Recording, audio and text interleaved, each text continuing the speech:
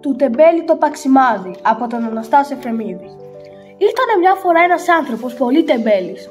Όλη τη μέρα δεν έκαμε τίποτα άλλο παρά καφούνταν ανάσχελα κάτω από ένα δέντρο στο βρυσιό. Οι άλλοι άνθρωποι που τον βλέπανε τσάδα είπανε να πάνε να τον θάψουν ζωντανό γιατί τσάμπα.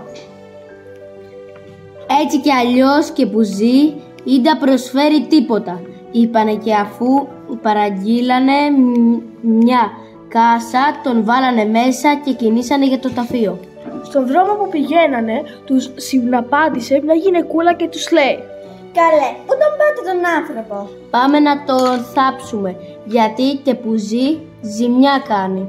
«Σταθείτε μπάρε μου, να τον δώσω κάτι να φάει, να μην πάει νηστικός. Έχω ένα παξιμάδι, πάνω να το φέρω».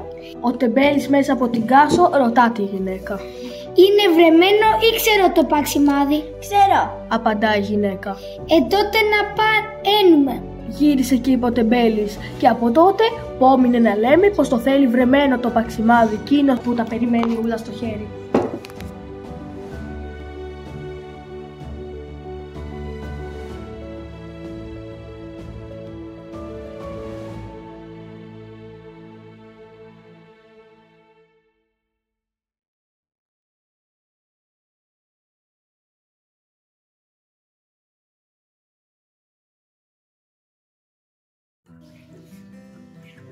Η Χρυσαυγή, από τον Δημήτρη Καντζέλη. Μια φορά και έναν καιρό πάνω σε μια όμορφη βουνοπλαγιά ζούσε μια γιαγιά που την έλεγαν Χρυσαυγή.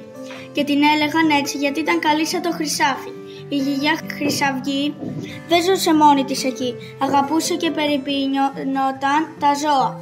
Και είχε κοτούλες και διάφορα άλλα ζωάκια στο κτήμα της. Μια μέρα η καλή γιαγιά αρρώστησε και όλα τα ζωάκια της πήγαν να τη δουν και να μείνουν δίπλα της για να τη βοηθήσουν. Η γιαγιά δεν ήθελε με τίποτα να φύγει μακριά από τα ζωάκια της και έκανε υπομονή και κουράγιο ώστε να τα καταφέρει. Τελικά η γιαγιά έγινε καλύτερα και συνέχισε να ζει στην βουνοπλαγιά μαζί με τα αγαπημένα της ζωάκια και ήσαν αυτοί καλά και εμείς καλύτερα.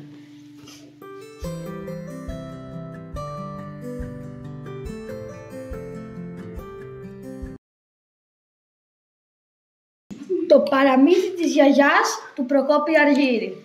Το παραμύθι που ξέρει η γιαγιά μου είναι ο παππούς και το εγγονάκι. Αυτό το παραμύθι αφορά την οικογένεια ενός παιδιού και τη συμβίωση με τον παππού του.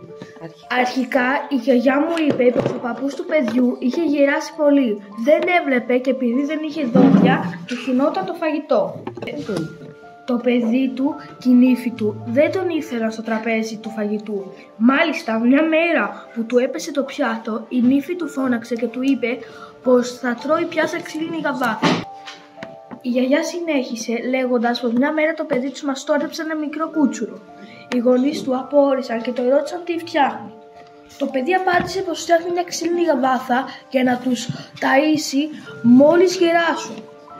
Οι γονείς ένιωσαν ντροπή. Τελειώνοντας μου είπε το δίδαγμα του παραμυθιού που ήταν να αγαπάμε την οικογένειά μας και να τις φερόμαστε όπως θα θέλαμε να μας φερθούν.